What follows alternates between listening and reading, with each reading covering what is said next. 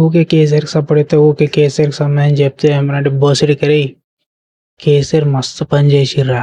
కేసీఆర్ రైతుల జీవితాలు మార్చిండు. ఓకే. చాలామంది రైతులందరూ సూసైడ్ చేసుకోవడం చూడలేక ఉద్యమాలు చేసి తెలంగాణ తీసుకొచ్చి చాలామంది చాలా విధాలుగా ప్రాణత్యాగం జరిగింది తెలంగాణ రావడానికి. ఓకే. సో చాలామంది జీవితాలు పోయినాయి.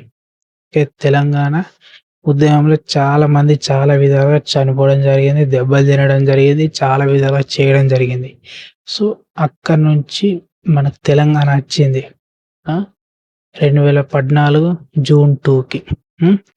దాని తర్వాత కేసీఆర్ గారు చాలా విధాలుగా, చాలా రకాలుగా చాలామంది జీవితాలు మార్చిండు. రైతుల జీవితాలు సెటిల్ చేసిండు. నీరు సరే అంటే 24 గంటలు వాటర్ పోస్తూనే ఉంటారు రైతులకి. అండ్ రైతులకి ఎలాంటి కొరతలు లేకుండా చేసి, ఎందుకంటే మనకి తిండి పెట్టేది రైతులురా. ఎందుకంటే రైతు లేకపోతే మనకి తిండి ఉండదు. నీ దగ్గర డబ్బు ఉండొచ్చు, కానీ మనకి ఏ ఫుడ్ కావాలన్నా అది వ్యవసాయం చేయడం వల్ల, ఆ పంట పండించడం వల్ల నుంచే కదా మనకు వచ్చేది. బ్రెడ్ అయినా, రైస్ అయినా, కూరగాయలైనా, ఏదైనా. సో ప్రతి ఒక్కటి వ్యవసాయం నుంచే కదా వచ్చింది. మరి సో అలాంటి వ్యవసాయం చేసే వ్యక్తి సుఖంగా ఉంటేనే కదా మనం కడుపు నిండా తినగలుగుతాం కదా. సో అది కేసీఆర్ గారు ఆలోచించారు. దాంతోపాటు రోడ్డు వ్యవస్థ మార్చిండు, చెట్లను పెంచిండు, అండ్ హరితహారం తీసుకురావడం జరిగింది. సో దాంతోపాటు చాలా అంటే చాలా చేసిండు. మిషన్ భగీరథ తీసుకురావడం జరిగింది. కాళేశ్వరం ప్రాజెక్టు కట్టడం జరిగింది. ఇప్పుడు కాళేశ్వరం ప్రాజెక్టు గురించి రేవంత్ రెడ్డి గారు కొడుతురు కదా, అది కరెక్ట్ కాదు. ఎందుకంటే ఇప్పుడు Kaleshwaram project biggest project. Okay. Reverse pumping అంటే మామూలు మాట కాదు. సో ఇప్పుడు ఒక 2 పిల్లలు అట్లా ఆగిపోయినాయి అంటే ఇప్పుడు రేవంత్ రెడ్డి గారు ఏం చేయాలా? ప్రజల గురించి ఆలోచించేవాడైతే ఆ 2 పిల్లని ఏ విధంగా సెట్ చేయాలా? దాని నుంచి ఆ ప్రాజెక్ట్ కంటిన్యూ చేసే విధంగా చెయ్యాలా? అది ప్రజల గురించి ఆలోచిస్తే, ఆయన ఆలోచిస్తలేడు కాబట్టి చెయ్యడు. ఫస్ట్ ఆఫ్ ఆల్ ఆయన మోటో ఏందంటే ఆయన రియల్ ఎస్టేట్ చేస్తుండే. సో ఆయన మోటో ఏంది? రియల్ ఎస్టేట్ చేసి బతికిండు. సో దాని నుంచి ఇప్పుడు సీఎం అయిండు. సో ఆయన గోల్ ఉన్నది, ఒప్పుకుంటా, సీఎం అయిండు. కానీ సీఎం అయిన తర్వాత ఆయన చేయాల్సిన పనులు సరిగ్గా చేస్తే చాలామంది జీవితాలు మారడం జరుగుతాయి. ఇప్పుడు కాంగ్రెస్ పార్టీ, బీఆర్ఎస్ పార్టీ అని కాదు. ఇప్పుడు కేసీఆర్ హయాంలో కేసీఆర్ గారు రైతు బంధు అందరికీ డబ్బులు ప్రతి ఖాతాలో పడే విధంగా చేయడం జరిగింది. ఓకే. సో దాంట్లో బీఆర్ఎస్ పార్టీ వాళ్ళు ఉన్నారు, కాంగ్రెస్ పార్టీ వాళ్ళకు కూడా డబ్బులు పడ్డాయి. ఓకే. ఒప్పుకుంటా. ఇప్పుడు కాంగ్రెస్ పార్టీ వాళ్ళు అంటారు, మా డబ్బులు అంటే ట్యాక్స్ కట్ కావడం వల్ల అక్కడి నుంచి రైతు బంధు పథకం ద్వారా మా అందరికీ ఖాతాలో వేసిండు కేసీఆర్. సో మా డబ్బులు మాకు వేసిండు అంటారు కదా. మరి కాంగ్రెస్ పార్టీలో ఉన్న మీరే రేవంత్ రెడ్డి గారిని ఆయన ఎందుకు ఇస్తలేడు? మీరు క్వశ్చన్ చేయరు. ఎందుకంటే మీరు ఆ పార్టీలు ఉన్నారు. సో బీఆర్ఎస్ పార్టీలో ఉన్న కేసీఆర్ గారిని క్వశ్చన్ చేశారు, కానీ రేవంత్ రెడ్డి గారు మీ పార్టీ వ్యక్తి కాబట్టి మీరు క్వశ్చన్ చేయరు. ఎందుకంటే మీ నాయకుడు కదా. అంటే మిమ్మల్ని ముంచడం కూడా మీకు నచ్చుతుంది. ఎందుకంటే అది మీకు అర్థం కాల. ఆయన ఇంకొకటి ఏంటంటే కేసీఆర్ గారు చాలా చేసిండు. మెట్రో తీసుకురావడం జరిగింది, చాలా ప్రాజెక్ట్స్ కంప్లీట్ చేసిండు, నీటి ప్రాబ్లం మొత్తం సాల్వ్ చేసిర్రు. ఓకే. ప్రజెంట్ మిషన్ భగీరథ నడుస్తుందంటే కేసీఆర్ గారి వల్లనే. ఓకే. అండ్ దాంతోపాటు చాలా హరితహారం, దాంతోపాటు reverse pumping, Kaleshwaram project, and చెప్పుకోవడంతో 100ల కొద్ది ఉన్నాయి. అన్నీ పూర్తి చేసిండు. అండ్ ఉచిత వైద్యం, అండ్ హాస్పిటల్స్ కట్టించడం, అండ్ స్టూడెంట్స్కి హాస్టల్స్ కట్టియడం, గవర్నమెంట్ హాస్టల్స్ కట్టియడం, అండ్ గవర్నమెంట్ స్కూల్స్ కట్టియడం, దాంతోపాటు చాలా విధాలుగా చాలా రకాల పథకాలు తీసుకురావడం జరిగింది. అండ్ చాలా వేయడం జరిగింది. ఇదంతా ఎవరి వల్ల? కేసీఆర్ గారి వల్ల కదా. సో ఇలాంటి నాయకుడు ప్రతి స్టేట్లో ఉంటే మన దేశం ఎప్పుడు ఎదుగుతుండే కదా. సో ఒక తెలంగాణలో ఇలాంటి నాయకుడు వచ్చిండు. ఎందుకు? ఈయన గ్రౌండ్ నుంచి పూర్తిగా స్టడీ చేసి ప్రజలకి ఏం కావాలా, ప్రజలకి ఏముంటే జీవితాలు మారుతాయని తెలుసుకొని గ్రౌండ్ నుంచి వర్క్ చేసుకుంటూ ఈ స్టేజ్కి తీసుకురావడం జరిగింది మన తెలంగాణ. అంటే ఇప్పుడు తెలియని వాళ్ళు లేడు. తెలంగాణ అంటే ప్రపంచంలో చాలా మందికి తెలుసు. Successful state in India Telangana. Okay. And దాంతో పాటు అలా అన్ని స్టేట్‌లు ఉండాల. ఇప్పుడు ప్రతి టీమ్‌ల ఒక్క ప్లేయర్ కరెక్ట్ ఆడితే ఆ టీమ్ గెలది. ప్రతి ప్లేయర్ పర్ఫెక్ట్ ఆడితేనే గదా ఆ టీమ్ గెలుస్తది. సో, అట్లా మన దేశం గూడా ఎదగాల. నంబర్ 1 స్టేజ్‌లో ఉండాల. ప్రపంచంలో నంబర్ 1 అంటే ఇండియా అనే పేరు రావాలంటే తెలంగాణ సక్సెస్ అయితేనే గాదు. తెలంగాణ ఒక స్టేట్ సక్సెస్ అయితే మన ఇండియా ప్రాపర్ సక్సెస్‌ఫుల్ ఇండియా గాదు. ప్రతి రాష్ట్రం సస్యశ్యామలంగా అండ్ మన తెలంగాణ ఎట్లయితే ఎదిగిందో సేమ్ అట్లనే ప్రతి స్టేట్‌లో గూడా ఎదగాల.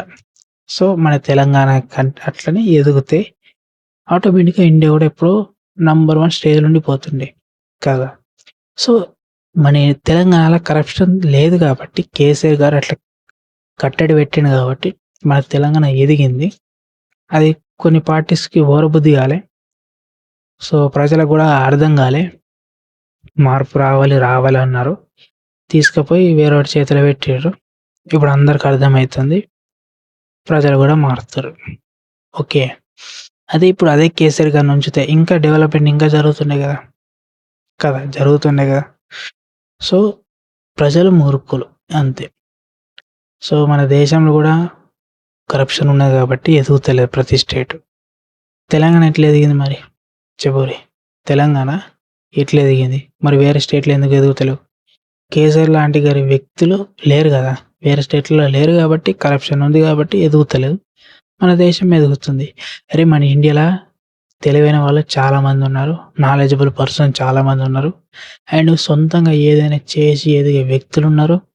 పర్ఫెక్ట్, పవర్‌ఫుల్ నాలెడ్జ్ ఉన్న వ్యక్తులు చాలా మందున్నారు మన ఇండియా‌ల. వాళ్ళని గుర్తించరు, సపోర్ట్ ఇయ్యరు. అర్థమైతుందా? సో, అట్లా. అందుకే నేను పొగుడుతా కేసీఆర్ గారిని. ఎందుకు పొగుడుతా ఇప్పుడు అరే గుర్తుంచుకోరి. ఇండియాలో అయినా, ఏ కంట్రీలో అయినా మంచి పని చేసిన వాళ్ళని మెచ్చుకుంటారు. మంచి పని చేసిన వాళ్ళని సపోర్ట్ చేస్తారు. ఎందుకంటే ఒక స్టేట్ ఎదగాలంటే మామూలు మాట గాదు. ఎన్నో లింక్స్ ఉండాలా. ఎందరితోటో మాట్లాడాలా. అండ్ దాంతో పాటు కేటీఆర్ గారు హైదరాబాద్‌ని ఒక నెక్స్ట్ లెవెల్ తీసుకొచ్చిండు. ఐటీ మినిస్టర్ అయిండాయన. ఆయన ఐటీ మినిస్టర్ అయినప్పుడు మొత్తం ఐటీ సెక్టర్ ఎట్లా ఎదిగింది. చూడొకసారి హైటెక్ సిటీ‌ల హైదరాబాద్‌లో ఒక్కొక్క బిల్డింగ్ ఎట్లున్నది. మొత్తం రోడ్స్ అని మొత్తం చేంజ్ అయిపోయి పర్ఫెక్ట్ అయిపోయింది గదా! ఎవరి వల్ల అయింది? ఏ గవర్నమెంట్‌లో అయింది? కేసీఆర్ గవర్నమెంట్‌లో అయింది గదా! మరి అంతకుముందున్న గవర్నమెంట్‌లలో ఏమైనా అయిందా? బొంగు గూడా కాలే. ఈయన ఉన్న గవర్నమెంట్‌లోనే అయింది. అందుకే గదా కేసీఆర్‌కి సపోర్ట్ చేయడం జరుగుతది. మరి కొన్ని ఊర్లలకు క్వెషన్ జేయరి. ఏ గవర్నమెంట్ మీకు నచ్చిందంటే కేసీఆర్ గవర్నమెంటే నచ్చిందంటారు. ఎందుకంటే మంచి చేసిన వాళ్ళకే సపోర్ట్ ఇస్తారు ఎవ్వరైనా. చెడు చేసిన వాళ్ళకి సపోర్ట్ ఇయ్యరు. ఇప్పుడు రేవంత్ రెడ్డి గారిని గెలిపించిర్రు.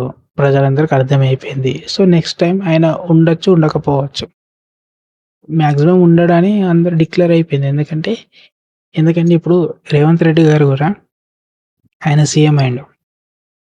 కేసీఆర్ గారు చేసిన కంటే ఈయన ఇంకా ఎక్కువ చేస్తే నెక్స్ట్ సీఎం ఈయన ఉండొచ్చు. ఎందుకంటే ప్రజలు ఏం కోరుకుంటారు?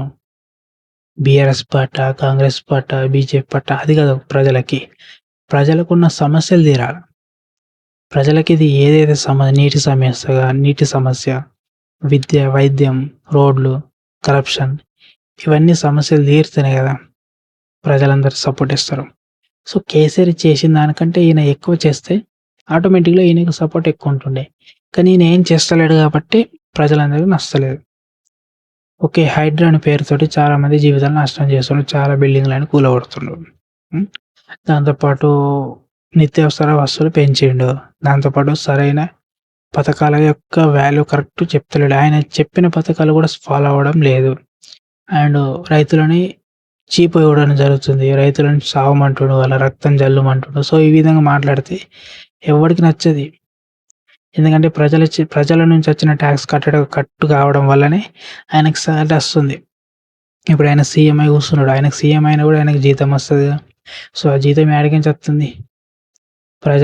ప్రతి ఒక్కోడు టాక్స్ అంటే ప్రజలు ప్రతి నిత్యావసర వస్తువు కొనడం వల్ల పొద్దున్న లేచి నుంచి పడుకునేదాకా దాని నుంచి టాక్స్ కట్ కావడం వల్ల ఆ టాక్స్ నుంచి ఈయనకి జీతం రావడం జరుగుతుంది. సో, అది.